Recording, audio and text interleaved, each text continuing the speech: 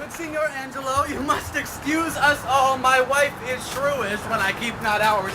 Say that I lingered with you at your shop to see the making of her carcanet, and that tomorrow you will bring it home.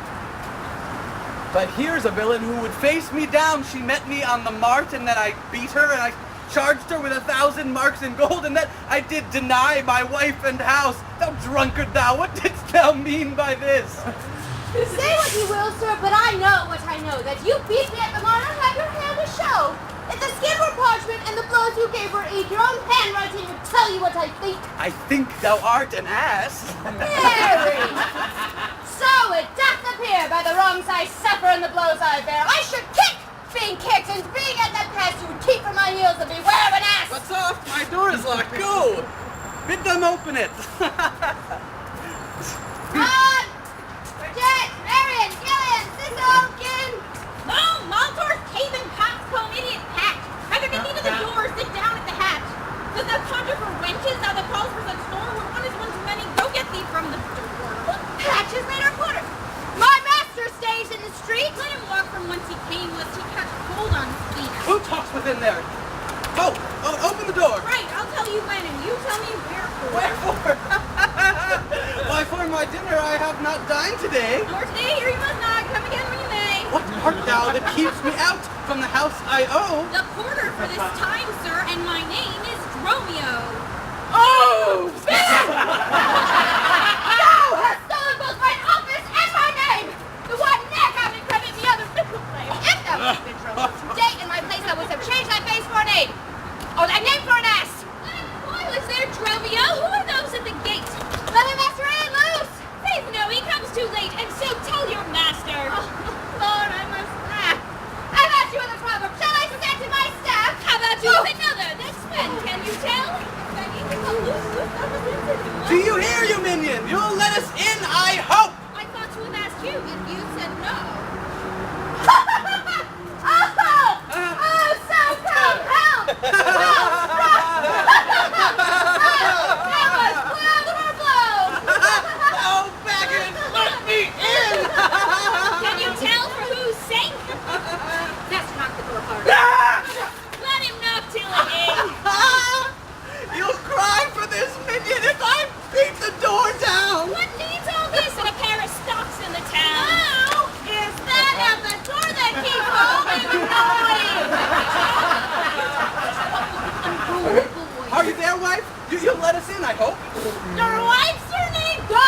Get you from the door! If you went in paymaster, this knave would go sore. Here is neither cheer, sir, nor welcome. We would fain have either. They stand at the door, master. Bid them welcome hither. There is something in the wind that would knock it in. You would say so if your garments were thin. Your apron lies warm within, and you stand here in the cold. It would make a man mad as a buck to be so fussy soon. Go, fetch me something. I'll break open the gate. Break any breakings here and I'll break your name's pants. Alas, may break a word with you, wench. Aye, and words are but wind. And break it in your face, or she not break it behind. Yeah, that's a good It seems thou once breaking outs upon behind. Here's too much. Ask it, honey. I pray thee, let me in. Right, when fowls have no feathers and fish have no fins.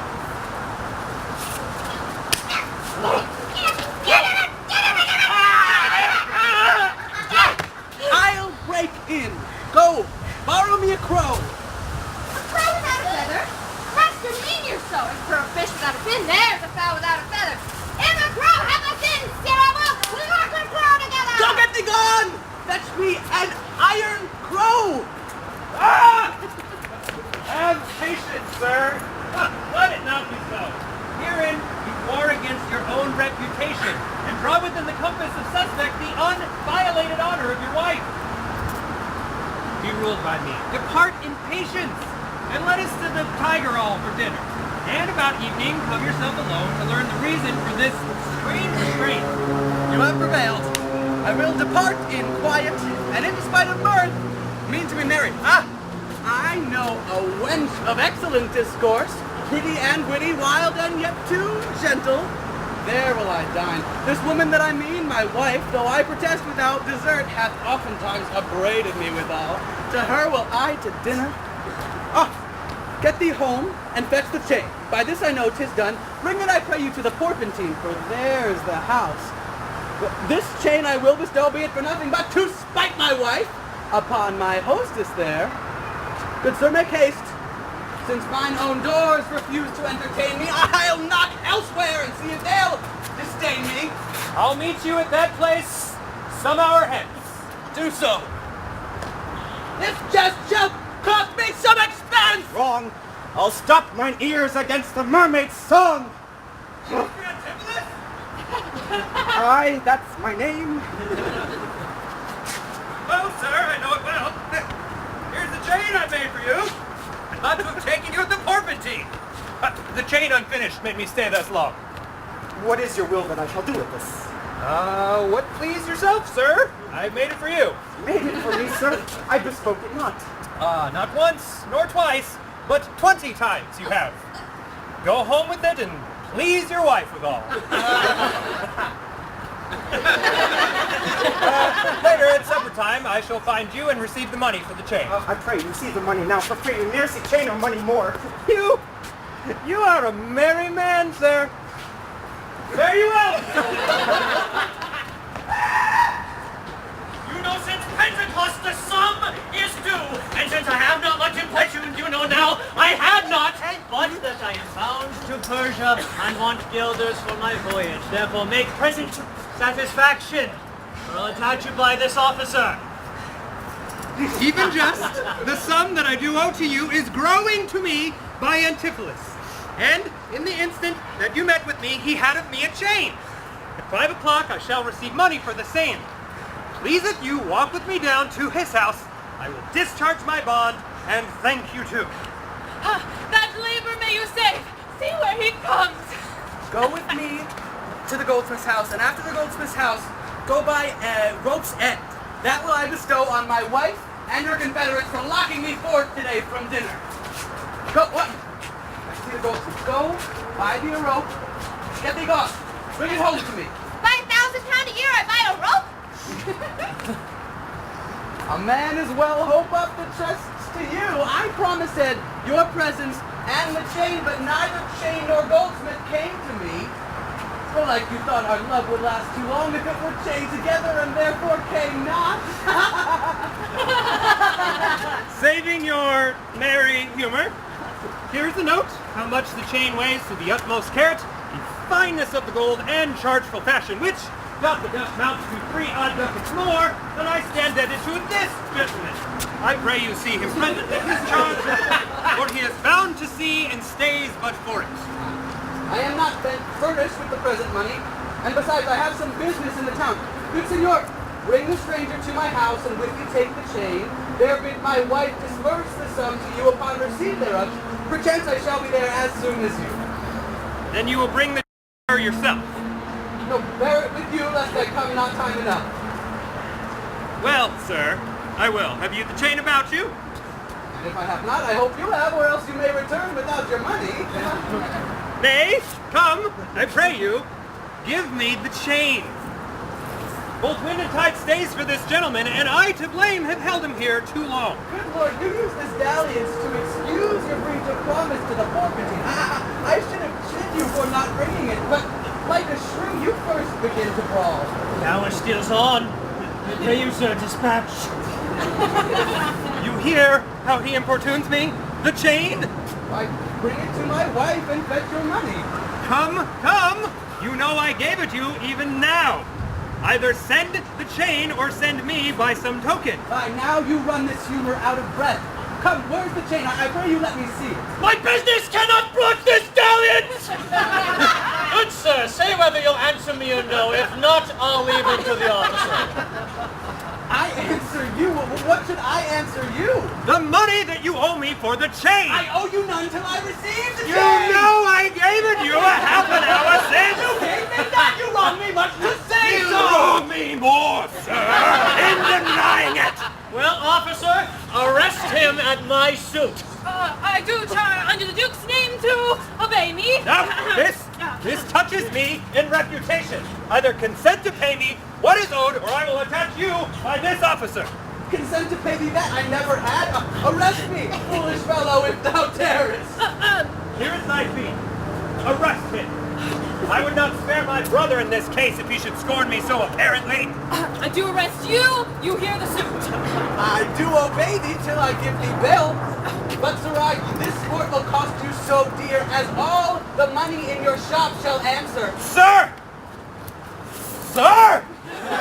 I will have law in Ephesus to your notorious shame. I doubt it not. Master! There's a bark of Epidamnum that stays but till the owner comes aboard, and then, sir, she bears away. Our frontage, sir, I have conveyed aboard. I have bought the oil, the balsamum, the aquavitae, the ship is in her trim. The merry winds blow fair for land. They stay for none at all but for their owner, master, and yourself. How now, a mad woman? Thou peevish sheep, what ship of Epidamnum stays for me? The ship you sent me to hire what? Thou drunken slave, I sent you for a rope and told you to what purpose and what end. You sent me for ropes in this, so you sent me to the bay, sir, for a bark. I will debate this matter at more leisure and teach your ears to list me with more heed. To Adriana, villain, hide thee straight. Take this key and tell her in the desk that's covered over with Turkish tapestry there is a purse of ducats. Let her send it. Tell her I am arrested in the street and that will bail me. Go on, slave! Hi! On, jailer, to prison till it come. Adriana, that is where we dined. Thither I must, though against my will, for you're still in turn. I will not stay tonight for all the town. Therefore, away to get our stuff aboard. I am sorry, sir, that I have hindered you, but I protest. He had of me a chain, though most monstrously he doth deny it. How is the man esteemed here in the city? Very reverend reputation, credit infinite, highly beloved, second to none that lives here in the city. His word might bear my wealth at any time. Speak softly. Yonder, as I think, he walks. 'Tis so, and that self-chain about his neck which he forswore most monstrously to have. Good sir, draw near to me. I'll speak to him. Signor Antipholus, I wonder much that you would put me to such shame and trouble, and without some scandal to yourself, with circumstance and oh so to deny this chain, which now you wear so openly. Besides the charge, the shame, imprisonment, you have done wrong to this, my honest friend, who, but for staying on our controversy, had hoisted sail and put to sea today. This chain you had of me. Can you deny it? I think I had. I never did deny it. Yes, that you did, sir, and forswore it too. Who heard me to deny it or forswear it? These ears of mine, thou know'st, did hear thee. Fie on thee, wretch! 'Tis pity thou livest to walk where any honest man resort. Thou art a villain to impeach me thus. I'll prove mine honor and mine honesty against thee presently, if thou darest stand. I dare, and to defy thee for a villain! Oh! Hurt him not, for God's sake, he is mad. So some get within him, draw his sword, and bind Romeo, and bear them to my house. See thy age and dangers make thee dote. Most mighty Duke, behold a man much wronged.